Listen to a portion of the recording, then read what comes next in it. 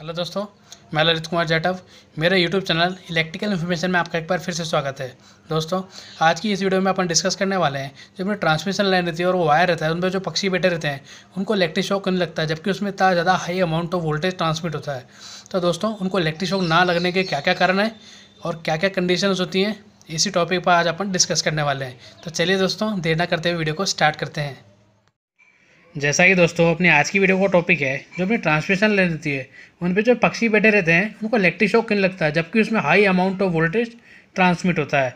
तो चलिए दोस्तों, उनको इलेक्ट्रिक शॉक ना लगने के क्या क्या कारण होते हैं, इसी टॉपिक पर आज अपन डिस्कस करने वाले हैं। तो चलिए वीडियो को स्टार्ट कर लेते हैं। दोस्तों, अपने पक्षियों को करंट ना लगने का ये सिर्फ एक ही कारण होता है। वो कारण ये है कि अपना इलेक्ट्रिक सर्किट कंप्लीट नहीं होता है। इलेक्ट्रिक सर्किट कंप्लीट ना होने के कारण उनको इलेक्ट्रिक शॉक नहीं लगता है। तो दोस्तों, अपना इलेक्ट्रिकल सर्किट कैसे कंप्लीट होता है, किन कंडीशंस में होता है अपना इलेक्ट्रिकल सर्किट कंप्लीट, वो मैं आगे आपको बता देता हूँ। इन 3 कंडीशंस पे दोस्तों अपना इलेक्ट्रिकल सर्किट कंप्लीट होता है। वो कंडीशन ये रही: फेस टू फेस होने पे, फेस टू अर्थ होने पे, फेस टू न्यूट्रल होने पे। इसका मतलब दोस्तों क्या है, आप ये देख रही हैं साइड में जो बल्ब मैंने बना रखे हैं, इस पहले बल्ब को देखिए, मैंने उसमें एक साइड में तो फेस दे रखा है और दूसरी साइड भी फेस दे रखा है। तो दोस्तों, ये इसकी पहली कंडीशन है, यानी अगर इस बल्ब को अपन को जलाना है तो उसके अगर एक साइड अपन फेस देने तो दूसरी साइड ही फेस दे देंगे तो ये बल्ब जल जाएगा। और दोस्तों सेकंड बल्ब को देखिए, इसमें मैंने एक साइड फेस दे रखा है, दूसरी साइड अर्थ दे रखा है, शायद दूसरी साइड अर्थ देने पर भी ये बल्ब जल जाएगा। और तीसरे को देखिए, अपने एक साइड फेस दे रखा है और दूसरे पर न्यूट्रल दे रखा है, तो दोस्तों इस कंडीशन में भी ये बल्ब जल जाएगा। तो दोस्तों, ये तो मैंने आपको बता दिया कि इलेक्ट्रिकल सर्किट कैसे कंप्लीट होता है और किन किन कंडीशंस में कंप्लीट होता है। तो दोस्तों, अब मैं इसको एक्सप्लेन कर देता हूँ कि अगर इलेक्ट्रिक शॉक क्यों नहीं लगता है अपने पक्षी को। तो चलिए दोस्तों, अपन अभी यही डिस्कस करते हैं। दोस्तों, आपने देखा होगा जो अपना पक्षी रहता है वो इस तरह से बैठता है अपने सिंगल लाइन पे। मान लीजिए ये 3 फेस लाइन जा रही है, जिसमें से ये 11 kV की लाइन है, ठीक है। यानी कि इसमें एक लाइन में वोल्टेज होगा कम से कम 11,000 वोल्ट, ठीक है। तो दोस्तों, अपना जो पक्षी रहता है वो सिंगल लाइन पर ही बैठता है, यानी कि अभी मान लीजिए आर फेस पर बैठा हुआ है, ठीक है। अब इसको इलेक्ट्रिक शॉक क्यों नहीं लग रहा है, क्योंकि दोस्तों ये सिंगल फेस पे बैठा है, यहाँ इलेक्ट्रिकल सर्किट कंप्लीट नहीं है। अगर ये जो पक्षी है, अगर ये गलती से इस पोल को छू ले तो ये अपनी कंडीशन बन जाएगी फेस टू अर्थ कंडीशन, जिसमें अपना इलेक्ट्रिकल सर्किट कंप्लीट हो जाएगा।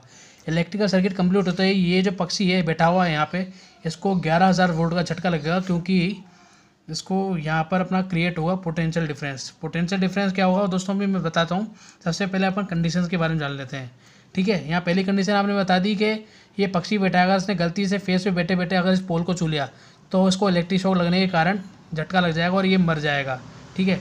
अब दूसरी कंडीशन क्या थी, फेस टू फेस कंडीशन।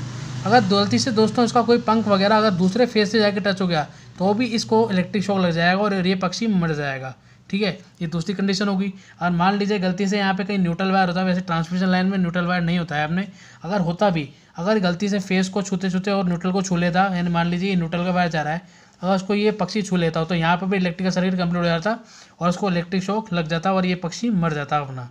तो दोस्तों, अपना जो पक्षी बैठा है, ये तो कंडीशन मैंने समझा दी, इसको इलेक्ट्रिक शॉक और क्यों नहीं लग रहा है। पोटेंशियल डिफरेंस पे आते हैं दोस्तों, ठीक है। अब आपको जैसे कि दिख रहा है, ये जो पक्षी होते हैं ये इस तरह से बैठते हैं अपने पंजे पे, ठीक है। तो दोस्तों, ये बैठा है, ये मान लीजिए सिंगल लाइन में बैठा हुआ है और यहाँ पोटेंशियल डिफरेंस नहीं हो रहा है। क्यों नहीं हो रहा है, तो दोस्तों इसकी जो अपने दोनों पैर दिख रहे हैं आप, ये ठीक है, ये इस तरह से बैठा हुआ है। अब मान लीजिए कि ये लाइन जा रही है, इसके अंदर सिर्फ 11,000 वोल्ट है, यानी 11 kV एग्जैक्ट मान लेते हैं। तो दोस्तों, अगर इस पहले स्टेप को देखें, यानी इसके पहले पैर पे देखें, तो यहाँ पे अपना वोल्टेज होगा, यहाँ पे बना होगा 11 kV, और जो दूसरा रहेगा यहाँ पे भी, इस पॉइंट पे भी रहेगा 11 kV, क्योंकि ये पूरी 11 kV की लाइन है, ठीक है। अपन इसी की बात कर रहे हैं, सिंगल लाइन की। तो दोस्तों, इसके दोनों पैर के बीच में जो वोल्टेज है, मतलब इस पहले पैर पे भी 11 kV है और दूसरे पैर पे भी 11 kV है। अगर दोस्तों उसका पोटेंशियल डिफरेंस निकाले, पोटेंशियल डिफरेंस का मतलब होता है इनके वोल्टेज में जो डिफरेंस होता है, अंतर, इन दोनों पैरों के बीच का अगर अंतर निकालें, यहाँ पर भी 11 kV था, यहाँ पर भी 11 kV था, अगर इन दोनों पैरों के बीच का अंतर निकालें तो कितना होगा, 11 kV माइनस 11 kV, तो अब कितना आया, 0। वो 0 आने के कारण ही दोस्तों इसको इलेक्ट्रिक शॉक नहीं लग रहा है, क्योंकि पोटेंशियल डिफरेंस ही 0 है। तो दोस्तों इस इलेक्ट्रिक शॉक लगेगा कहाँ से। दूसरा का कारण ये है, जो अपने पक्षी के पैर होते हैं उनका रेजिस्टेंस मेगा ओम्स में होता है। इतना ज़्यादा रेजिस्टेंस होने के कारण करंट जाएगा ही नहीं उसकी बॉडी में। क्यों नहीं जाएगा, क्योंकि ये कंडक्टर का रेजिस्टेंस बहुत ही कम होता है, 0 मान लीजिए, इस कंडक्टर का रेजिस्टेंस 0 होता है और इसका होता है मेगा ओम्स। मेगा ओम्स मतलब 10,000 की इसमें रेंज में। इतना ज़्यादा दोस्तों रेजिस्टेंस होने के कारण इसकी बॉडी में करंट जाएगा ही नहीं। तो दोस्तों इसका पोटेंशियल डिफरेंस 0 हो गया यहीं पर। क्यों हो गया, क्योंकि दोनों पॉइंट्स, दोनों पैरों के बीच में जो वोल्टेज है, यहाँ पर भी 11 kV है और यहाँ पर भी 11 kV है, तो 0 हो गया। अब दोस्तों मैं बता रहा था कि फेस टू अर्थ को कैसे करंट लग रहा है। देखिए, अब क्या होता है दोस्तों, फेज में तो अपना 11 केवी जा रही थी, और जो अर्थ होता है उसके अंदर वोल्टेज होता ही नहीं, यानी जीरो वोल्टेज।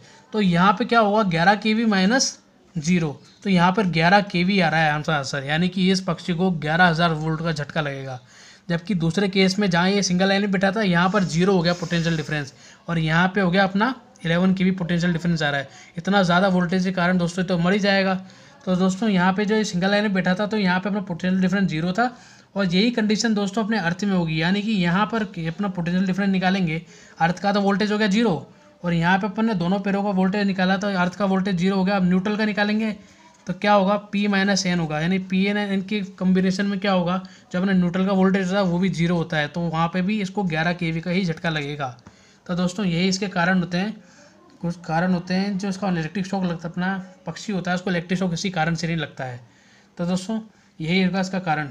सबसे पहला कारण था कि यहाँ पोटेंशियल डिफरेंस जीरो हो रहा है, ठीक है, इस कारण इसमें इलेक्ट्रिक शॉक कंप्लीट नहीं हो रहा, अपना इलेक्ट्रिकल सर्किट कंप्लीट नहीं हो रहा है, इसलिए इसे इलेक्ट्रिक शॉक नहीं लग रहा है। अब अपना फेज टू अर्थ इसको जोड़ देंगे तो क्या होगा, इसको इलेक्ट्रिक शॉक लग जाएगा, क्योंकि यहाँ इस लाइन का वोल्टेज था 11 केवी और यहाँ का वोल्टेज हो गया जीरो। अब 11 केवी और जीरो इसमें तो बहुत बड़ा अंतर हो गया, अंतर ज़्यादा होने के कारण ही इसमें इलेक्ट्रिक शॉक लगेगा। तो दोस्तों फेज़ टू फेज़ की एक कंडीशन होती है, अगर इन दोनों फेज़ का वोल्टेज अगर सेम है, मान लीजिए सिंगल लाइन है, अगर ये 11 केवी जा रही है, अगर इस लाइन का 11 केवी ही हुआ वोल्टेज, तो इस पक्षी को इलेक्ट्रिक शॉक नहीं लगेगा दोस्तों। क्यों नहीं लगेगा, क्योंकि मैंने बताया कि पोटेंशियल डिफरेंस अपना कुछ होना चाहिए। अगर यहाँ का 11 केवी, यहाँ का भी 11 केवी है, इन दोनों का अगर पोटेंशियल डिफरेंस निकालें तो यहाँ पर भी जीरो हो रहा है, ठीक है। अगर मान लीजिए यहाँ पर 11 केवी ना होते हुए अगर 10 केवी है, तो यहाँ इस कंडीशन में इसको इलेक्ट्रिक शॉक लगेगा अपना। क्यों लगेगा, क्योंकि यहाँ पर अगर डिफरेंस निकालें तो 11 केवी माइनस 10 केवी आएगा, जिसमें से बच रहा है 1 केवी, यानी कि 1000 वोल्ट। 1000 वोल्ट को झटका लगती है, ये पक्षी मर जाएगा। तो दोस्तों फेज़ टू फेज़ की एक कंडीशन होती है, वो कंडीशन ये है कि दोनों फेज़ों का वोल्टेज अलग अलग होना चाहिए, तब जाके इसको इलेक्ट्रिक शॉक लगेगा। अगर दोनों फेज़ों का वोल्टेज सेम होगा तो उसको इलेक्ट्रिक शॉक नहीं लगेगा, अगर वो वोल्टेज उसका अलग अलग होगा तो उसको इलेक्ट्रिक शॉक लग जाएगा, क्योंकि पोटेंशियल डिफरेंस अगर जीरो हो गया तो करंट फ्लो होगा ही नहीं इस बॉडी में। तो दोस्तों अगर दोस्तों आपसे कोई ये क्वेश्चन पूछे कि इलेक्ट्रिक शॉक क्यों नहीं लगता है पक्षियों को, तो आप ये 3 लाइन बोल सकते हैं। पहला ये है कि क्लोज लूप ना होने के कारण, यानी सर्किट कंप्लीट नहीं होता। दूसरा ये पोटेंशियल डिफरेंस जीरो होने के कारण उसको इलेक्ट्रिक शॉक नहीं लगता। तीसरा है ये जो अपने पक्षी रहते हैं उनके पैरों का जो रेजिस्टेंस होता है वो मेगा ओम्स में रहता है, और इतना ज़्यादा रेजिस्टेंस होने के कारण उनकी बॉडी में करंट फ्लो होता ही नहीं है। तो दोस्तों ये थे कुछ 3 कारण मेन, अगर आपसे कोई पूछे तो आप ये आंसर दे सकते हैं। तो दोस्तों आज की वीडियो करते हैं यहीं पे समाप्त, मिलते हैं अब नेक्स्ट वीडियो में। आज की वीडियो दोस्तों अगर आपको पसंद आई हो तो वीडियो को लाइक कर दीजिए, शेयर कर दीजिए, और चैनल पे नए हैं तो चैनल को सब्सक्राइब भी कर दीजिए, और बेल आइकन को भी प्रेस कर दीजिएगा, ताकि जब भी मैं कोई वीडियो अपलोड करूँ तो उसको नोटिफिकेशन आपको टाइम पर मिल सके। चलिए दोस्तों आज के लिए मुझे इजाज़त दीजिए, मिलते हैं अब नेक्स्ट वीडियो में।